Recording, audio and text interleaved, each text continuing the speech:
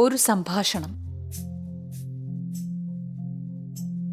ബാബു കേശവചന്ദ്രസേനന്റെ അത്യുന്നതമായ വെണ്ണമാടമേടയിൽ ഹിമശുഭ്രമായ ചന്ദ്രികയിൽ ഗോവിന്ദപ്പണിക്കരും മാധവനും ഗോവിന്ദൻകുട്ടി മേനവനും കൂടി ഇരുന്ന ശേഷം ഗോവിന്ദപ്പണിക്കർ താഴെ പറയുന്ന സംഭാഷണം തുടങ്ങി.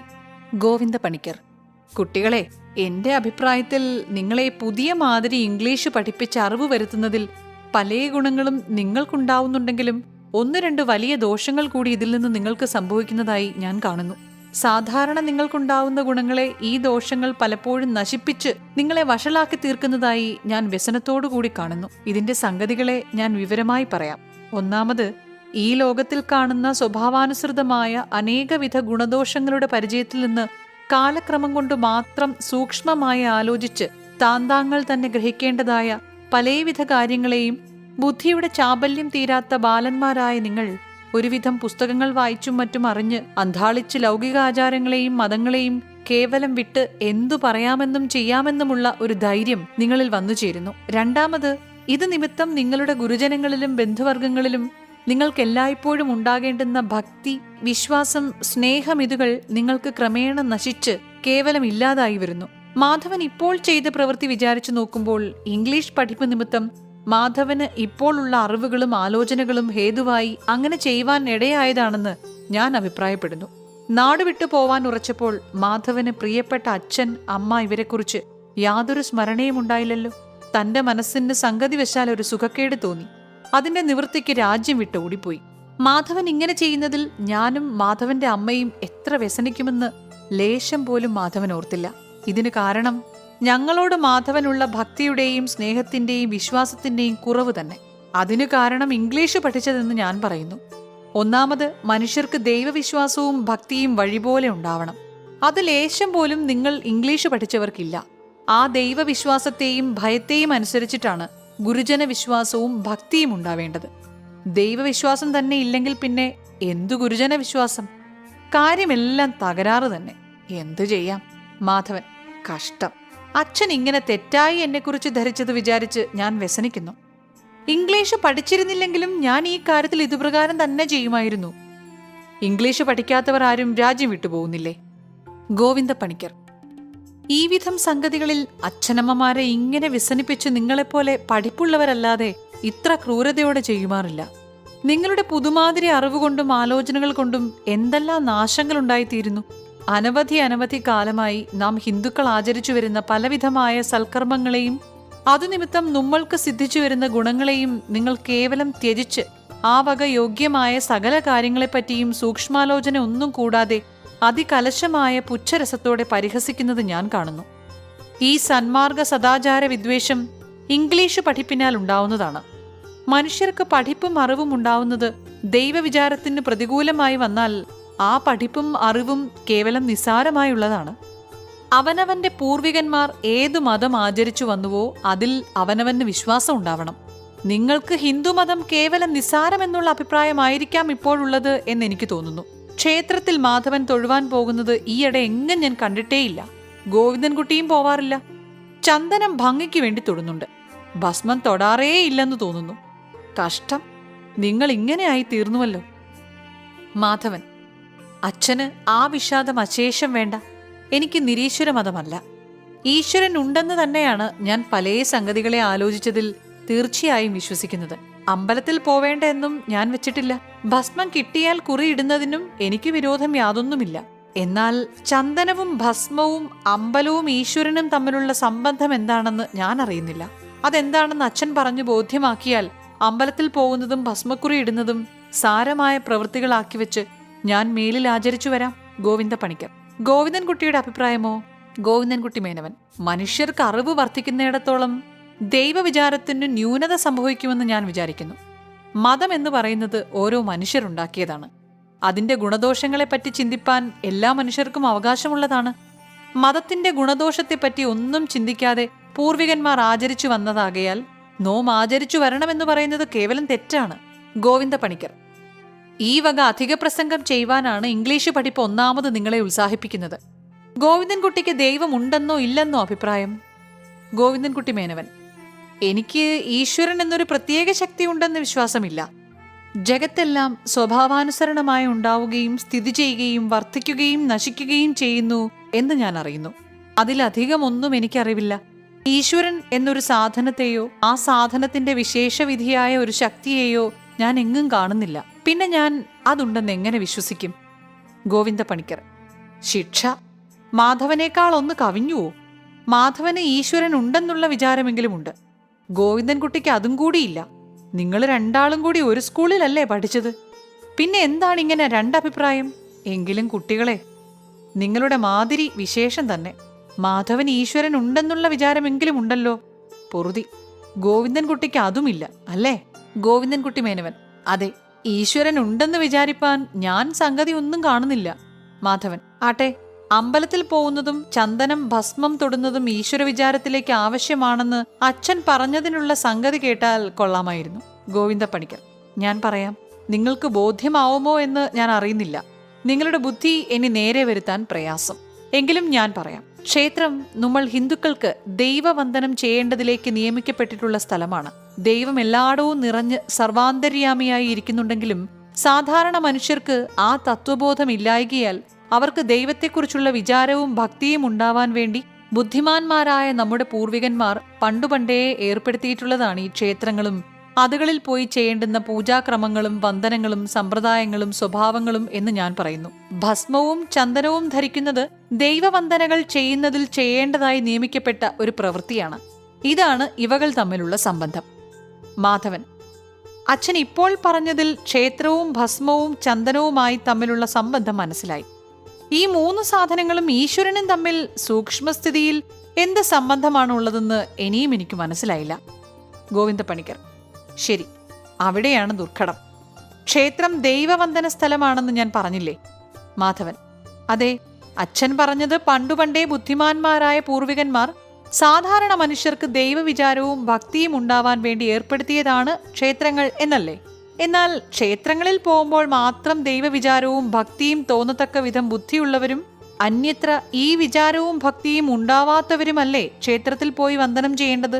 ക്ഷേത്രത്തിൽ പോവാതെയും ചന്ദനം ഭസ്മം ധരിക്കാതെയും ദൈവത്തെക്കുറിച്ച് ഭക്തിയും സ്മരണയുമുള്ള ആളുകൾ ക്ഷേത്രത്തിൽ പോണമെന്നില്ലെന്നും അച്ഛൻ പറഞ്ഞ പ്രകാരമാണെങ്കിൽ സ്വതേ ബുദ്ധിയില്ലാത്ത മനുഷ്യരുടെ ഉപകാരത്തിന് ബുദ്ധിമാന്മാർ ചെയ്തു വെച്ച ഒരു വ്യാജമെന്നല്ലാതെ ക്ഷേത്രവും ദൈവവുമായി വാസ്തവത്തിൽ യാതൊരു പ്രത്യേക സംബന്ധവുമില്ലെന്നും ഇപ്പോൾ സ്പഷ്ടമല്ലേ?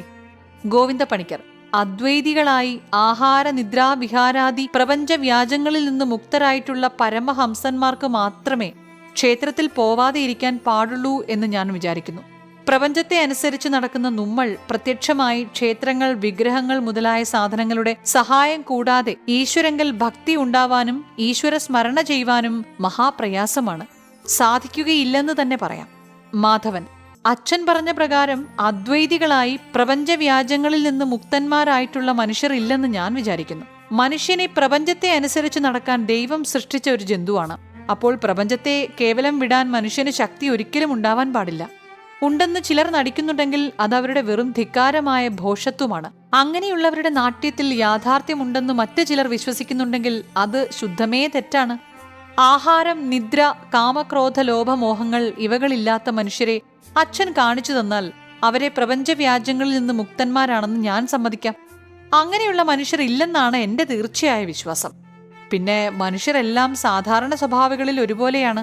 പഠിപ്പ് കൊണ്ടും അറിവുകൾ കൊണ്ടും ഓരോ സംഗതികളിൽ പരസ്പരം ഭേദങ്ങൾ കാണാമെങ്കിലും സൂക്ഷ്മ സ്വഭാവങ്ങളിൽ അത്ര വലിയ ഭേദങ്ങൾ വരാൻ പാടില്ല. അതുകൊണ്ട് അച്ഛൻ പറഞ്ഞ പ്രകാരം ആഹാരം, നിദ്ര മുതലായത് ഉപേക്ഷിച്ച ആളുകൾ മനുഷ്യരുടെ കൂട്ടത്തിലില്ല. അച്ഛൻ ആദ്യം പറഞ്ഞ പ്രകാരം സാധാരണ അറിവില്ലാത്ത മനുഷ്യരുടെ ഉപയോഗത്തിലേക്ക് വേണ്ടി അതുകളെ ഉപയോഗിപ്പാൻ ആവശ്യമുള്ളവരല്ലേ അതുകളിൽ പോയി ദേവവന്ദനം ചെയ്യേണ്ടു. അച്ഛൻ പറഞ്ഞ പ്രകാരം ദൈവം സർവ്വചരാചരത്തിലും കാണപ്പെടുന്നതും സർവ്വജഗൽ സൃഷ്ടിസ്ഥിതി സംഹാര ശക്തിയുള്ള ഈശ്വരനുമാണെന്ന് ഞാൻ സമ്മതിക്കുന്നു. എന്റെ മനസ്സിന് ഈ ബോധ്യമുണ്ടെങ്കിൽ പിന്നെ ഞാൻ അമ്പലത്തിൽ പോയി അവിടെ ഉണ്ടാക്കി വെച്ചിരിക്കുന്ന ബിംബമാണ് എന്റെ ഈശ്വരൻ എന്ന് ഞാൻ ഭാവിച്ചു തൊഴുതു കുമ്പിടുന്നത് വലിയൊരു വ്യാജമായ ഒരു പ്രവൃത്തിയായി വരുന്നതല്ലേ? ഗോവിന്ദ പണിക്കർ: കുട്ടൻ പറയുന്നത് കേട്ടാൽ ദൈവവിചാരം ഉണ്ടാവുന്നത് വലിയ എളുപ്പമായി തോന്നുന്നു. ശിവ ശിവ, കുട്ടന് ദ്വൈതാദ്വൈത വിചാരത്തെക്കുറിച്ച് എന്ത് നിശ്ചയമുണ്ട്? ദൈവം സർവ്വവ്യാപിയാണ് എന്നൊരു വാക്കു പറഞ്ഞാൽ അമ്പലത്തിൽ പോവേണ്ട എന്ന് വെക്കാറായോ? പ്രപഞ്ച വ്യാപാരങ്ങളിൽ നിന്ന് മുക്തരായിട്ടുള്ള ആളുകൾ ഇല്ലെന്ന് കുട്ടൻ പറയുന്നുവോ? മാധവൻ: അതെ, ആഹാര നിദ്രാ മൈഥുനാദികൾ വല്ല രോഗം നിമിത്തമല്ലാതെ പ്രിയവും ശക്തിയും ഇല്ലാത്ത ആളുകളില്ലെന്ന് ഞാൻ തീർച്ചയായി പറയുന്നു. ഗോവിന്ദ പണിക്കർ: ശിവ ശിവ, എനിക്ക് കേട്ടതു മതി. എത്ര മഹർഷിമാർ ഈ വക ചാബല്യങ്ങളെ ജയിച്ചവരുണ്ട്? മാധവൻ: ഉണ്ടെന്ന് ഞാൻ വിശ്വസിക്കുന്നില്ല. ഗോവിന്ദ പണിക്കർ: എന്നാൽ ശുദ്ധ നിരീശ്വര മതമാണ് കുട്ടനുള്ളത്. മാധവൻ: എനിക്ക് നിരീശ്വര മതമല്ല, ഈശ്വരൻ ഉണ്ടെന്ന് തന്നെയാണ് ഞാൻ വിശ്വസിക്കുന്നത്. ഗോവിന്ദ പണിക്കർ: മഹർഷിമാരോ? മാധവൻ: മനുഷ്യർ അച്ഛൻ പറഞ്ഞ മാതിരിക്കാരല്ല. മഹർഷിമാരായാലും മറ്റാരായാലും വേണ്ടതില്ല. ഗോവിന്ദ പണിക്കർ: 7 മണി കുരുമുളകും 7 വേപ്പിൻ ചപ്പും ഒഴികെ വേറെ യാതൊരു ആഹാരവും കഴിക്കാത്ത ഒരു യോഗീശ്വരനെ ഞാൻ കണ്ടിട്ടുണ്ട്. അദ്ദേഹത്തിന് ജലപാനം കൂടിയില്ല. ഗോവിന്ദൻകുട്ടി മേനവൻ: അയാൾ വലിയ സമർത്ഥനായ ഒരു കള്ളനായിരിക്കണം. ജ്യേഷ്ഠനെ അയാൾ തോൽപ്പിച്ചു, എനിക്ക് സംശയമില്ല. ഗോവിന്ദ പണിക്കർ: അയാൾ മഠത്തിൽ എന്റെ കൂടെ 9 ദിവസം താമസിച്ചു. 9 ദിവസവും യാതൊന്നും ഭക്ഷിച്ചിട്ടില്ല. ഗോവിന്ദൻകുട്ടി മേനവൻ: യാതൊന്നും ഭക്ഷിക്കുന്നത് ജ്യേഷ്ഠൻ കണ്ടിട്ടില്ല. യാതൊന്നും ഭക്ഷിക്കയില്ലെന്ന് ജ്യേഷ്ഠനെ വിശ്വസിപ്പിച്ചു. ഇത്ര മാത്രമേ ഉണ്ടായിട്ടുള്ളൂ. ആഹാരമില്ലാതെ മനുഷ്യന് ജീവിപ്പാൻ പാടില്ല. അത് ശാസ്ത്രീയമായൊരവസ്ഥയാണ്. പിന്നെ ഭോഷ്ക് പറഞ്ഞിട്ട് എന്ത് ഫലം? ഗോവിന്ദ പണിക്കർ: ഇതാണല്ലോ ഇംഗ്ലീഷുകാരോട് പറഞ്ഞാലത്തെ വൈഷമ്യം. ഞങ്ങൾ പറയുന്നതൊന്നും നിങ്ങൾ വിശ്വസിക്കയില്ല. പിന്നെ ഞങ്ങൾ എന്തു ചെയ്യും? ആ യോഗീശ്വരൻ 9 ദിവസവും ഞാൻ പറഞ്ഞതൊഴികെ ഒരു ആഹാരവും ചെയ്തിട്ടില്ലെന്ന് ഞാൻ സത്യം ചെയ്യാം. അയാൾ നമ്മുടെ മഠത്തിലാണ് താമസിച്ചത്. പുലർച്ചെ 7:30 നാഴിക ഉള്ളപ്പോൾ കുളിച്ച് യോഗാനുഷ്ഠാനങ്ങൾ കഴിഞ്ഞാൽ 12 മണിവരെ പഞ്ചാറി മധ്യത്തിൽ ജപമാണ്. അതു കഴിഞ്ഞാൽ പിന്നെ 7 മണി കുരുമുളകും 7 വേപ്പിൻ ചപ്പും ഞങ്ങൾ എല്ലാവരുടെയും മുമ്പാകെ തിന്നും. പിന്നെ യാതൊരു ആഹാരവും കഴിക്കാറില്ല. ഇങ്ങനെ 9 ദിവസം കഴിച്ചു. ഞാൻ കൂടെ നിന്ന് കണ്ടറിഞ്ഞ അനുഭവസ്ഥനാണ്. എന്നിട്ടും നിങ്ങൾക്ക് വിശ്വാസമില്ലാഞ്ഞാൽ?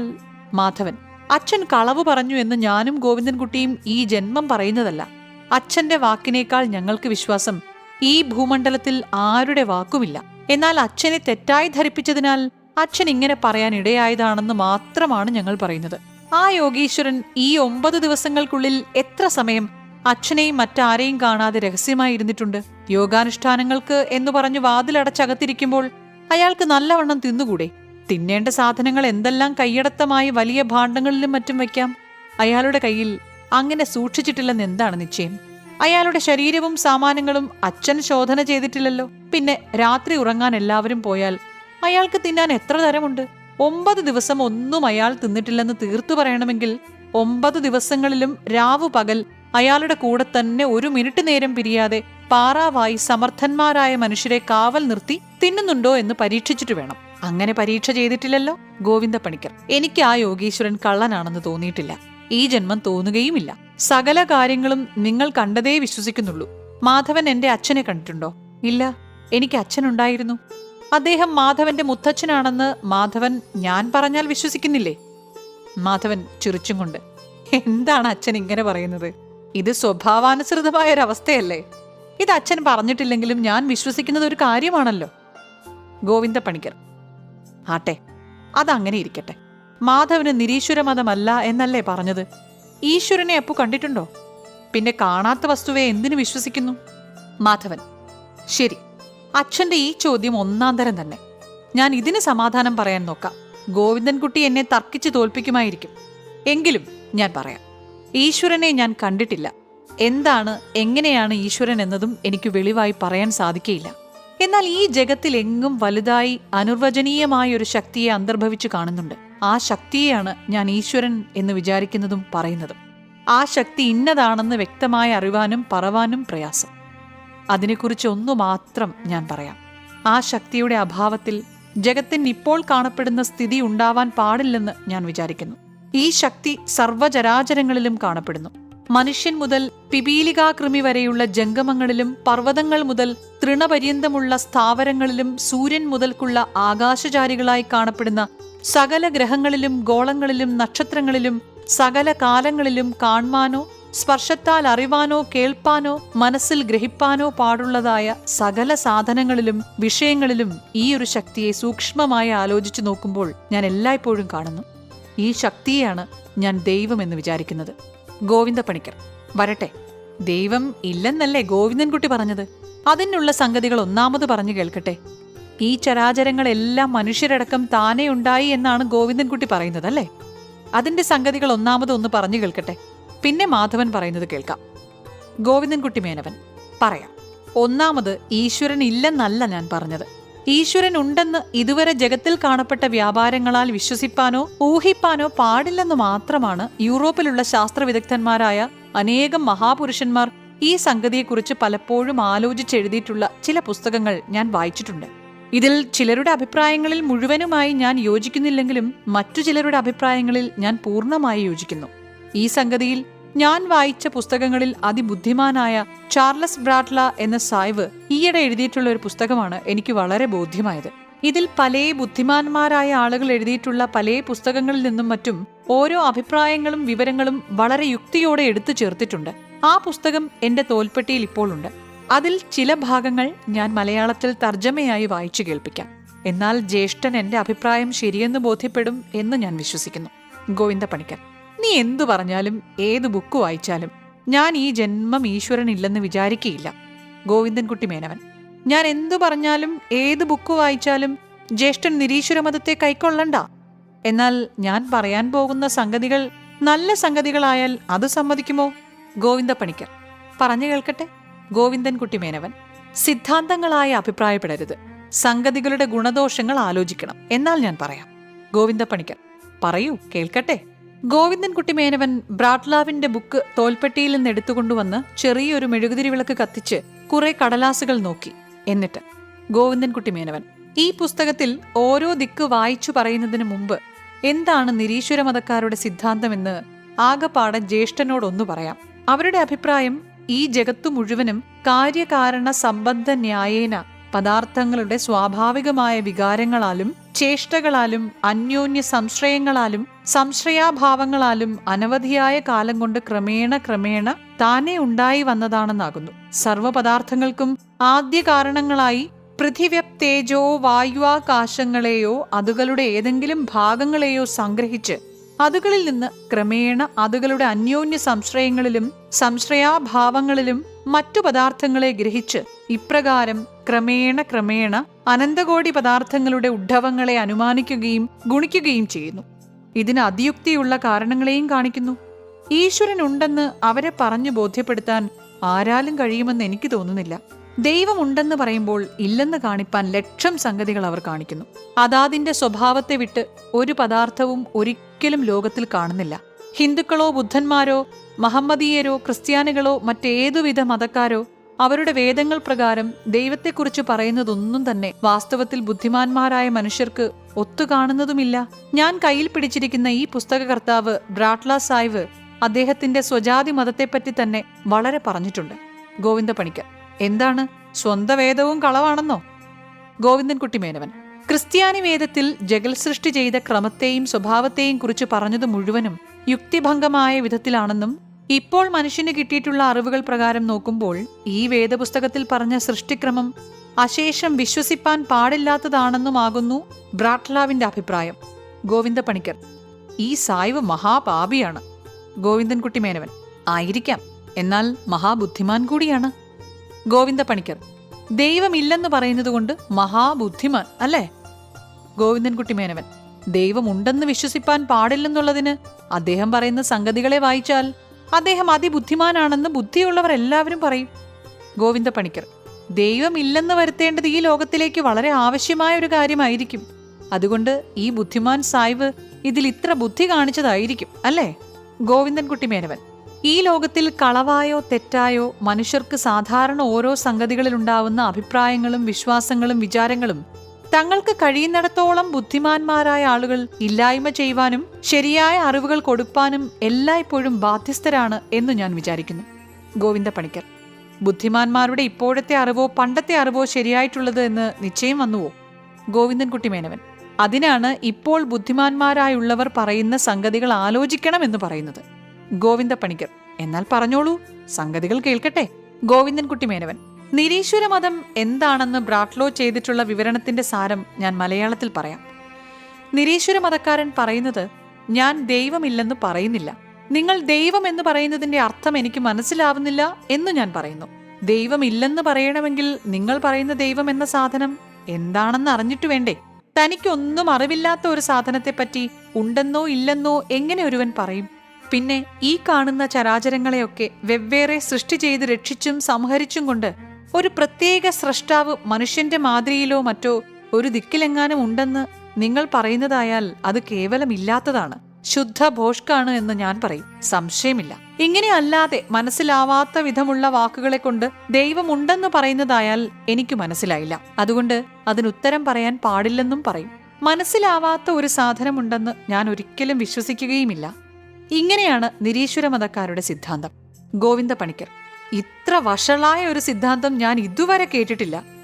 ഇതെല്ലാം വായിച്ചാൽ നിങ്ങളുടെ ബുദ്ധി എങ്ങനെ വഷളാവാതിരിക്കും? ലോകത്തിൽ എവിടെ നോക്കിയാലാണ് മഹത്തായ ദൈവശക്തി കാണാതിരിക്കുന്നത്? എത്ര സുഖത്തിലും വെടുപ്പിലും ഈ ലോകത്തെ ദൈവം വെച്ചിരിക്കുന്നു. ദൈവമില്ലാതെ ഈ സൂര്യനും ചന്ദ്രനും എങ്ങനെ ഉണ്ടായി? നമ്മൾ ഇങ്ങനെ സുഖമായി ആഹാരനിദ്രാദികളായ അവസ്ഥകളോടുകൂടി പ്രപഞ്ചത്തിൽ കഴിച്ചുകൂട്ടുന്നത് ആരുടെ ശക്തിയാണ്? ഓരോ കാലം വേണ്ട പോലെയുള്ള എല്ലാ കാര്യങ്ങളും ശരിയായി ലോകത്തിൽ ചെയ്തു കാണുന്നുണ്ടല്ലോ. ഇതാര് ചെയ്യുന്നു? കരുണാകരനായ ദൈവമല്ലേ? മഴ ആവശ്യമുള്ളപ്പോൾ ഉണ്ടാവുന്നില്ലേ? ഈ ചരാചരങ്ങളുടെ ദാഹത്തെ തീർക്കുന്നില്ലേ? സൂര്യൻ ദിവസം പ്രതി ഉദിക്കുന്നില്ലേ? സർവചരാചരങ്ങളെയും സുഖിപ്പിക്കുന്നില്ലേ? ചന്ദ്രൻ ക്രമം പോലെ ഉദിച്ച് ജഗത്തിനെ ആഹ്ലാദിപ്പിക്കുന്നില്ലേ? ഭൂമിയിൽ വഴിപോലെ ധാന്യങ്ങളും സസ്യാദികളും ഉണ്ടാവുന്നില്ലേ? ഇങ്ങനെ എന്തെല്ലാം സുഖങ്ങൾ കാലോചിതമായി നമ്മൾ അനുഭവിക്കുന്നു. ഇതെല്ലാം ദൈവശക്തി ഇല്ലാതെ എങ്ങനെ ഉണ്ടാവും? കഷ്ടം. ദൈവമില്ലെന്ന് ഭ്രാന്തന്മാർ പറയും.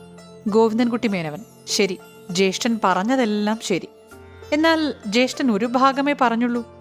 ഈ ജഗത്തിൽ എല്ലാ കാര്യങ്ങളും ജഗത്തിന് സുഖമായും ആഹ്ലാദകരമായും ആവശ്യമുള്ള വിധവും തന്നെയാണ് എല്ലായ്പ്പോഴും ഉണ്ടാവുന്നത്. എന്നു വന്നാൽ കരുണാകരനായ ഒരു ദൈവമുണ്ടെന്ന് സമ്മതിക്കും. എന്നാൽ വാസ്തവത്തിൽ കാര്യം അങ്ങനെയല്ലല്ലോ കാണുന്നത്. എത്ര കഠിനമായ ആപത്തുകൾ ലോകത്തിൽ കാണുന്നു. ഒരിടത്തും ദൈവത്തിന്റെ ശക്തി പ്രത്യക്ഷത്തിൽ കാണുന്നതുമില്ല. ജലം കുടിപ്പാൻ കിട്ടാതെ ചരാചരങ്ങൾ വെന്തു നശിച്ചു പോകുന്ന ദിക്കിൽ പലപ്പോഴും ഒരു തുള്ളി മഴ കിട്ടുന്നില്ല. മഴ ഉണ്ടാവുന്നതിൽ ദൈവികമായ ഒരു ശക്തി ഉണ്ടെങ്കിലും ആ ശക്തി ദൈവത്തിൽ വിശ്വാസമുള്ളവർ പറയുന്നത് പോലെ ജഗത്തിൽ കരുണാവത്തായുള്ളതാണെങ്കിലും എന്തുകൊണ്ട് കാലോചിതമായ മഴ ഉണ്ടാവുന്നില്ല?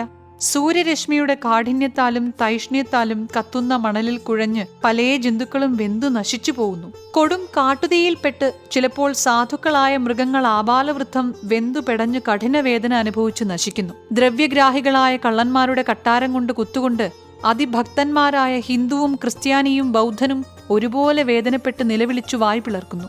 കള്ളസാക്ഷി പറഞ്ഞ് നിർദോഷിയായവനെ തൂക്കിക്കൊല്ലുന്നു. കടൽ അതിക്രമിച്ച് രാജ്യങ്ങൾ മുക്കി തദ്ദേശവാസികളെ ആബാലവൃദ്ധം വെള്ളത്തിൽ ശ്വാസം മുട്ടിച്ചു കൊല്ലുന്നു. കപ്പൽ മുങ്ങി ജനങ്ങൾ ചാവുന്നു. ശേഷിച്ചവർ വെള്ളം കുടിക്കാൻ കിട്ടാതെ അന്തർദാഹം പിടിച്ച് ഒരുത്തൻ മറ്റൊരുത്തന്റെ കഴുത്ത് കടിച്ചു മുറിച്ച് രക്തം കുടിക്കുന്നു. വിശപ്പ് സഹിക്കാൻ പാടില്ലാതെ വന്ന് തന്റെ സ്നേഹിതനെ കൊന്നു പച്ച മാംസം തിന്നുന്നു. ഇടുത്തി വീണ് നിർദോഷികളായ ചെറുകുട്ടികൾ നശിക്കുന്നു. നിരപരാധിയായ ഒരുവനെ അവൻ ഉറങ്ങിക്കിടക്കുമ്പോൾ പാമ്പ് ഒന്ന് കടിച്ചു കൊല്ലുന്നു. ജാത്യാന്ധനായുള്ളവൻ വിശപ്പ് സഹിക്കാൻ പാടില്ലാതെ ഒരിടയ്ക്ക് കഞ്ഞിക്ക് വേണ്ടി തപ്പിക്കൊണ്ട് നടക്കുമ്പോൾ പൊട്ടക്കിണറ്റിൽ വീണ് കഴുത്തും കാലുമൊടിഞ്ഞ് പ്രാണവേദനയെ അനുഭവിച്ചു മരിക്കുന്നു. പകരുന്ന വ്യാധികളും യുദ്ധങ്ങളും ക്ഷാമങ്ങളും നിമിത്തം അസംഖ്യം ജനം ആബാലവൃത്തം ക്ഷണത്തിൽ കഠിന പ്രാണവേദനയോടെ ഈശ്വരാ ദൈവമേ രക്ഷിക്കണേ എന്നു നിലവിളിച്ചുകൊണ്ടിരിക്കുന്ന മധ്യേ പ്രാണവേദന സഹിച്ചും കൊണ്ട് ഒരു നിവൃത്തിയും കിട്ടാതെ മരിക്കുന്നു.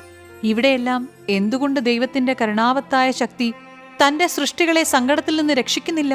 പിന്നെ വല്ല സമയങ്ങളിലും ഈ വക ആപത്തുകളിൽ നിന്ന് നിവൃത്തികൾ സാധാരണ അറിയപ്പെടുന്ന കാരണങ്ങളാൽ കിട്ടുമ്പോൾ അത് ദൈവകൃപയാലാണെന്നും മറ്റും പറയുന്നു. ഇതിനെ ആര് വിശ്വസിക്കും? എന്നാൽ പ്രപഞ്ചത്തിൽ ഇങ്ങനെ ഉണ്ടാവുന്ന സങ്കടങ്ങളെ ദൈവികമായ ശക്തി കൊണ്ട് നിവർത്തിച്ചു കാണുന്നില്ലാത്തതിനെക്കുറിച്ച് നമ്മൾ ഹിന്ദുക്കളും വേറെ മതക്കാരും പറയുന്ന കാരണങ്ങൾ എത്രയും നിസ്സാരമാണ്. ഒന്നാമത്, ഓരോ ആൾക്കു വരുന്ന ദുഃഖങ്ങൾ കഴിഞ്ഞ ഒരു ജന്മം അയാൾ ചെയ്ത പാപത്തിന് ദൈവം കൊടുക്കുന്ന ശിക്ഷയാണെന്ന് ഹിന്ദുമതത്തിൽ പറയുന്നു.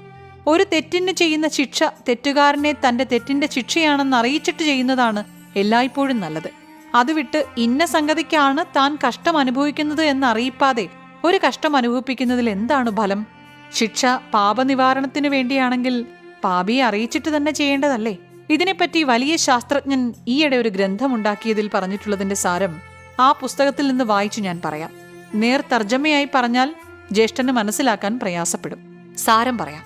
ഈ മഹാവിദ്വാൻ പറയുന്നു, തന്റെ സമസൃഷ്ടികൾക്ക് നാശമോ ഉപദ്രവമോ അസഹ്യതയോ വരുത്തിയ ഒരു കുറ്റക്കാരന്റെ സ്വാഭാവികമായ ദുഷ്ടബുദ്ധിയെ കളഞ്ഞ് അവനെ സന്മാർഗിയാക്കി തന്റെ സമസൃഷ്ടികളുമായി സമാധാനമായും സുഖമായും ഇരുത്താൻ വേണ്ടി വേറെ യാതൊരു പ്രകാരത്തിലും കഴിവില്ലാതെ ഇരിക്കുന്നതുകൊണ്ട് മാത്രമാണ് മനുഷ്യരുണ്ടാക്കിയ ശാസ്ത്രപ്രകാരം കുറ്റക്കാരനെ ദണ്ഡിപ്പിക്കുന്നതും ശിക്ഷയിൽപ്പെടുത്തുന്നതും ബന്ദോബസ്തിയിൽ വെച്ച് സന്മാർഗോപദേശങ്ങളെ ചെയ്യുന്നതും.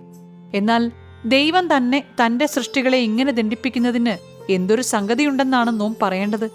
ദൈവം ഉണ്ടെന്നോ ഇല്ലെന്നോ ഉള്ള വാദത്തെ മുഴുവനും തള്ളി ഉണ്ടെന്ന് തന്നെ തീർച്ചയാക്കുക.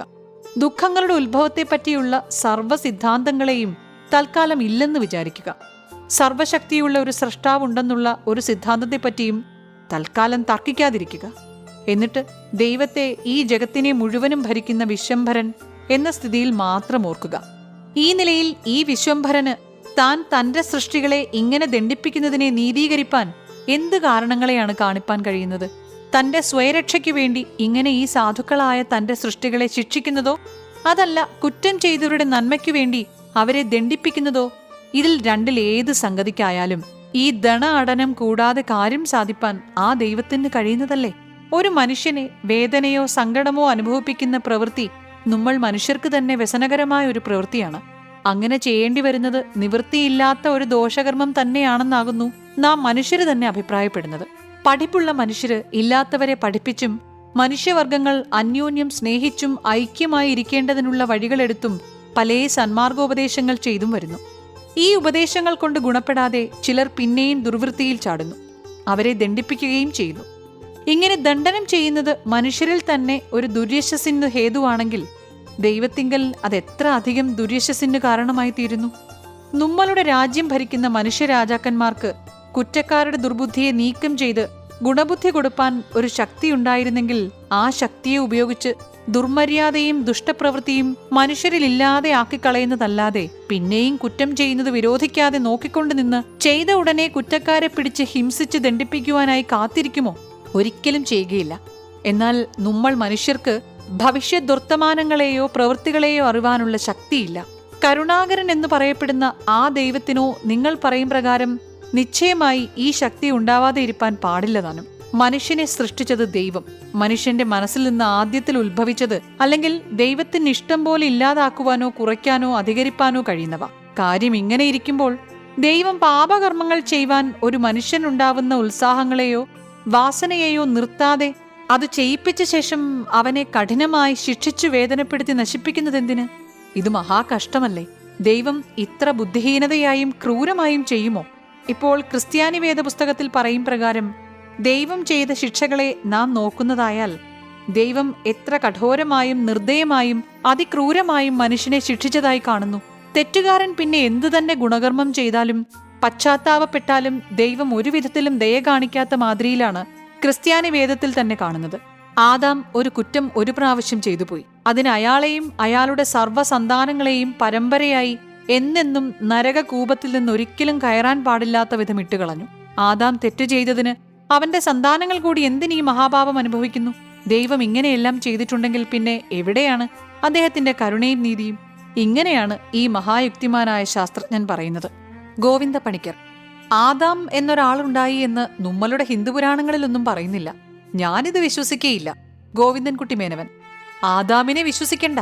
നമ്മളുടെ പുരാണങ്ങളിൽ ഈ ആദാമനുണ്ടായതായി പറയപ്പെടുന്ന മാതിരി ശാപങ്ങളും ദൈവകോപം കൊണ്ട് വന്ന പലേ മാതിരി ദുഃഖങ്ങളും ക്രിസ്ത്യാനി വേദത്തിൽ കാണുന്നതിനേക്കാൾ വളരെയധികം കാണാം. നമ്മളുടെ പുരാണങ്ങളിൽ ദൈവകോപം കൊണ്ട് മാത്രമല്ല, ദൈവഭക്തന്മാരായ മഹർഷിമാരുടെ കോപം കൊണ്ട്, ദേവന്മാരുടെ കോപം കൊണ്ട്, ബ്രാഹ്മണ കോപം കൊണ്ട് എന്നു വേണ്ട, പതിവ്രതമാരായ സ്ത്രീകളുടെ കോപം കൊണ്ടുകൂടി ദേവകളും മനുഷ്യരും മൃഗങ്ങളും പലപ്പോഴും കുഴങ്ങി ബുദ്ധിമുട്ടി അനേക ജന്മങ്ങളെടുത്ത് പലമാതിരി സങ്കടങ്ങളും സന്താപങ്ങളും അനുഭവിച്ചതായി പറയപ്പെടുന്നുണ്ട്. ഇത്രയധികം വിഡ്ഢിത്തങ്ങളും ഭോഷത്വങ്ങളും ക്രിസ്ത്യാനി വേദ പുസ്തകത്തിൽ കാണുകയില്ല. ഗോവിന്ദ പണിക്കർ: അങ്ങനെ പറയരുത്. നമ്മളുടെ പുരാണങ്ങൾ ഗോവിന്ദൻകുട്ടി എന്തു കണ്ടു? വിഡ്ഢിത്വം ഭോഷത്വം എന്ന് എത്രയോ പ്രാചീനമായ ഒരു ഇംഗ്രീസ് ബുക്ക് വായിച്ചിട്ട് പറഞ്ഞാൽ ആര് വിശ്വസിക്കും? അതിരിക്കട്ടെ. അപ്പോൾ ദൈവമില്ലെങ്കിൽ മനുഷ്യൻ താനേ ഉണ്ടായതായി എന്നാണ് ഗോവിന്ദൻകുട്ടി പറയുന്നത്?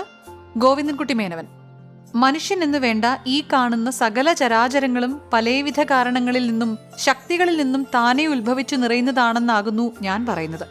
ഗോവിന്ദ പണിക്കർ: അപ്പോൾ ഒരു മനുഷ്യൻ മരിച്ചാലോ? അവന്റെ ജീവൻ എങ്ങോട്ട് പോകുന്നു? ഗോവിന്ദൻകുട്ടി മേനവൻ: എങ്ങോട്ടും പോകുന്നില്ല, അതില്ലാതാവുന്നു. ഒരു കത്തുന്ന തിരി കെടുത്തിയാൽ അഗ്നി എവിടേക്ക് പോകുന്നു? എവിടേക്കും പോകുന്നില്ല, അതില്ലാതെ പോകുന്നു. അതുപോലെ ജീവനും. ഗോവിന്ദപ്പണിക്കർ: അപ്പോൾ മനുഷ്യന് വേറെ ഗതിയൊന്നുമില്ല? മരിച്ചാൽ എല്ലാം തീർന്നു അല്ലേ? നിന്റെ ഈ മതം പിശാചുക്കൾക്ക് കൊള്ളാം, മറ്റാർക്കും കൊള്ളരുത്. മനുഷ്യൻ എങ്ങനെ ഈ കൈകാലുകൾ, കണ്ണ്, മൂക്ക്, ചെവി മുതലായ ഇന്ദ്രിയങ്ങളെല്ലാം ഉണ്ടായി? ഇതെല്ലാം ഇത്ര ശരിയായും വെടുപ്പായും എന്തു കാര്യകാരണങ്ങളാണ് ഉണ്ടാക്കിയത്? മാധവൻ: ശരി, അച്ഛന്റെ ചോദ്യം ഒന്നാം തരം. അച്ഛൻ ഗോവിന്ദൻകുട്ടിയോട് ചെയ്ത ചോദ്യം അല്പം ചില ഭേദങ്ങൾ ചെയ്താൽ നല്ലൊരു ഇംഗ്ലീഷ് ശാസ്ത്രജ്ഞൻ ചെയ്ത പോലെയുള്ളൊരു ചോദ്യമായി വരും. ആ ചോദ്യം ഞാൻ ചെയ്യാം. ജഗത്തു മുഴുവനും താനേ ഒരു പ്രത്യേക സ്രഷ്ടാവില്ലാതെ ഉണ്ടായി വന്നതെന്നോ ഗോവിന്ദൻകുട്ടിയുടെ സിദ്ധാന്തം? ഗോവിന്ദൻകുട്ടി മേനവൻ: അതെ, ഒരു പ്രത്യേക സ്രഷ്ടാവ് ഉണ്ടാക്കിയതാണെന്ന് വിചാരിപ്പാൻ സംഗതിയില്ലെന്ന് ഞാൻ പറയുന്നു. മാധവൻ: അങ്ങനെ അഭിപ്രായപ്പെടുന്നതിനുള്ള കാരണങ്ങൾ ചുരുക്കത്തിൽ സ്പഷ്ടമായി പറയൂ. ഗോവിന്ദൻകുട്ടി മേനവൻ: ചുരുക്കത്തിൽ സ്പഷ്ടമായി പറയാൻ പ്രയാസം. മാധവൻ എന്നെപ്പോലെ തന്നെ ഈ സംഗതിയെപ്പറ്റി പല പുസ്തകങ്ങളും വായിച്ചിട്ടുണ്ടല്ലോ. അതുകൊണ്ട് ഞാൻ ജ്യേഷ്ഠൻ അറിയാൻ മാത്രം ചുരുക്കി പറയാം. ചുരുക്കി പറയുന്നതിൽ എന്റെ താല്പര്യം സ്പഷ്ടമായി കാണിപ്പാൻ കഴിയുമോ എന്നെനിക്ക് സംശയം. എന്റെ കയ്യിൽ ഇപ്പോഴുള്ള ഈ പുസ്തകത്തിൽ തന്നെ ഓരോ ഭാഗങ്ങൾ വായിച്ചു പറയാം. മിസ്റ്റർ ബ്രട്ട്ലാവിന്റെ പുസ്തകത്തിൽ അധികവും ഭാഗം ക്രിസ്ത്യാനി വേദത്തിൽ ജഗൽ സൃഷ്ടിയുണ്ടായ സ്വഭാവത്തെയും കാലത്തെയും പറയുന്നതെല്ലാം ശുദ്ധമേ കളവും അസംഭവ്യവുമാണെന്ന് കാണിപ്പാനുള്ള സംഗതികളെയാണ് പറഞ്ഞിട്ടുള്ളത്. എന്നാൽ അതുകളെക്കുറിച്ച് ഇവിടെ പറഞ്ഞിട്ട് ആവശ്യമില്ല. വാളസ്, ഡാർവിൻ മുതലായ പല ശാസ്ത്രജ്ഞന്മാർ ജഗതുൽപ്പത്തിയെപ്പറ്റി പറഞ്ഞിട്ടുള്ളത് സൂക്ഷ്മമായി ആലോചിച്ചാൽ ഈ കാണുന്ന സകല ചരാചരങ്ങളും ഇവല്യൂഷൻ എന്ന ഉൽപ്പത്തി സമ്പ്രദായ പ്രകാരം താനെ ഉത്ഭവിച്ചു വന്നതാണെന്ന് കാണാം. ഡാർവിൻ പറയുന്നു, സാധാരണ സാധനങ്ങൾക്ക് പകർച്ച, വളർച്ച, നാശം ഇതുകൾ സ്വഭാവേന ഉള്ളതാകുന്നു. ഓരോ സാധനം ഒരു പ്രകാരത്തിലും ഗുണത്തിലും ഇരിക്കുന്നത് കാലാന്തരം കൊണ്ട് മറ്റൊരു പ്രകാരത്തിലും ഗുണത്തിലും ആയി വരുന്നു. പിന്നെയും മാറുന്നു, പിന്നെയും വളരുന്നു. ഇങ്ങനെ അനന്തകോടി സംവത്സരങ്ങളാൽ ഒരു സാധനം വേറെ സാധനങ്ങളുമായുള്ള ചേർച്ചയാലോ ആവശ്യങ്ങളാലോ അതിന്റെ ഒന്നാമത്തെ ഗുണവും സ്വഭാവവും വിട്ട് ക്രമേണ ക്രമേണ മറ്റൊരു സ്വഭാവത്തിലും ഗുണത്തിലുമായി വരുന്നു. ഇത് സാധാരണ സർവ്വപദാർത്ഥങ്ങളിലും താനെയുള്ളൊരു ശക്തിയാണ്. ഇതുപ്രകാരം തന്നെയാണ് മനുഷ്യന്റെ ഉൽപ്പത്തിയും. ആദ്യത്തിൽ എത്രയോ അണുമാത്രമായ ഒരു ജീവജന്തു ക്രമേണ അനവധി കാലം കൊണ്ട് ജീവന്റെ ആവശ്യപ്രകാരവും ആഗ്രഹപ്രകാരവും അതിനൊത്ത ദേഹാകൃതികളെ സ്വൽപ്പം സ്വൽപ്പം ഭേദമായി അതാതു കാലത്ത് മാറി ക്രമേണ ഇപ്പോൾ നാം കാണുന്നത് പോലെ മനുഷ്യന്റെ ദേഹാകൃതിയിലും സ്വഭാവത്തിലും വന്നു ചേർന്നിരിക്കുന്നു. ഇതിന് ദൃഷ്ടാന്തമായി പല സംഗതികളെയും ഡാർവിൻ എന്ന ശാസ്ത്രജ്ഞൻ പറഞ്ഞിരിക്കുന്നു. പ്രത്യേകം ഒരു സ്രഷ്ടാവ് ഈ ജഗത്തിലുള്ള എല്ലാ പദാർത്ഥങ്ങളെയും വെവ്വേറെ ഉണ്ടാക്കിയതല്ലെന്ന് കാണിപ്പാൻ പല ദൃഷ്ടാന്തങ്ങളുമുണ്ട്. നനവുള്ള പുതുമണ്ണിൽ കുറെ തീയിട്ടോ മറ്റോ ചൂടുപിടിപ്പിച്ച ശേഷം തണുപ്പുള്ളതായ ഒരു സാധനം കൊണ്ട് സാധാരണ വായുവിന് സ്പർശിപ്പാൻ പാടില്ലാത്ത വിധം ഒരു 4-5 മണിക്കൂർ ആ സ്ഥലത്തെ അടച്ചു മൂടിയതിൽ പിന്നെ ആ അടപ്പെടുത്തു നോക്കിയാൽ പലപ്പോഴും ആ സ്ഥലത്ത് ലക്ഷോപലക്ഷം ചെറിയ സ്വരൂപങ്ങളുള്ള ചിതൽ എന്ന് പറയുന്ന വെളുത്ത ഒരു വക പ്രാണികൾ ഇളകി പതച്ചു നടക്കുന്നത് കാണുന്നു. എവിടെ നിന്നാണ് എത്ര അനവധി ചിതലുകൾ ഇത്ര ക്ഷണം കൊണ്ടുണ്ടായത്? ദൈവം അപ്പോൾ ഉണ്ടാക്കിയതോ? ഇത് പെറ്റുണ്ടായതോ? അതല്ല ചില കാരണങ്ങളാൽ അന്യോന്യം സംശ്രയിച്ചപ്പോൾ താനേ ഉണ്ടായി വന്നതോ? പിന്നെ ഇതിലൊരു ചിതലിനെയോ അല്ലെങ്കിൽ അതിലൽപ്പം വലിയ പുഴുവിനെയോ വേട്ടാളൻ എന്ന് പറയുന്ന ഒരു പ്രാണിയെടുത്ത് അതിന്റെ കൂട്ടിൽ വയ്ക്കുന്നു. 10-15 ദിവസം ആ വേട്ടാളനുമായി സമ്പർക്കിച്ചിരിക്കുമ്പോഴേക്ക് ആ പുഴു താനേ വേട്ടാളനായിത്തീരുന്നു. ഇങ്ങനെയുള്ള ചില്ലറയായ സാധനങ്ങൾ നോക്കിയാൽ ഒന്നിൽ നിന്ന് മറ്റൊന്നുണ്ടാവുന്ന സ്വഭാവം അറിയാം. ഈ ജഗത്തെല്ലാം അനാദിയായ കാലശക്തിയാലും ഓരോ വസ്തുക്കളുടെ സംശ്രയങ്ങളാലും സംശ്രയാഭാവങ്ങളാലും താനേ ഉണ്ടായി നിറഞ്ഞു വന്നതും താനേ നശിച്ചു പോകുന്നതുമാകുന്നു എന്നേ വിചാരിപ്പാൻ വഴിയുള്ളൂ. ഹക്സലി എന്ന ഒരു മഹാവിദ്വാൻ പറയുന്നു, ജീവനുള്ള സകല ജന്തുക്കളുടെയും അല്ലെങ്കിൽ പഞ്ചേന്ദ്രിയ വികാരങ്ങളോട് സംയുക്തങ്ങളായ സകല ശരീരങ്ങളുടെയും ഉൽപ്പത്തിയെ നോം സൂക്ഷ്മമായി ശാസ്ത്ര സിദ്ധാന്തമായ അറിവോടുകൂടി നോക്കുമ്പോൾ ഓരോ ജന്തു ആദിയിൽ ഉത്ഭവിച്ചത് ഓരോ പ്രത്യേക കാരണങ്ങളിൽ നിന്നാണെന്ന് വെളിവായി കാണാം. നമ്മൾ ചുറ്റും കാണുന്ന അനന്തകോടി ജീവജാലങ്ങൾ ഈ കാരണങ്ങളിൽ താനെ ഉത്ഭവിച്ചും വളർന്നും പരന്നും നശിച്ചും കാണാതെയായും വരുന്നത് കാണുന്നു. ഇത് സാധാരണമായ പല ജീവജാലങ്ങളിൽ സ്വതസിദ്ധമായ ഒരു ശക്തിയാകുന്നു. അങ്ങനെയുള്ള ശക്തിയില്ലാതെ ജീവജാലങ്ങൾ ഒന്നും തന്നെ ഇല്ല. ഇങ്ങനെയാണ് ഹക്സലി എന്ന മഹാവിദ്വാന്റെ അഭിപ്രായം.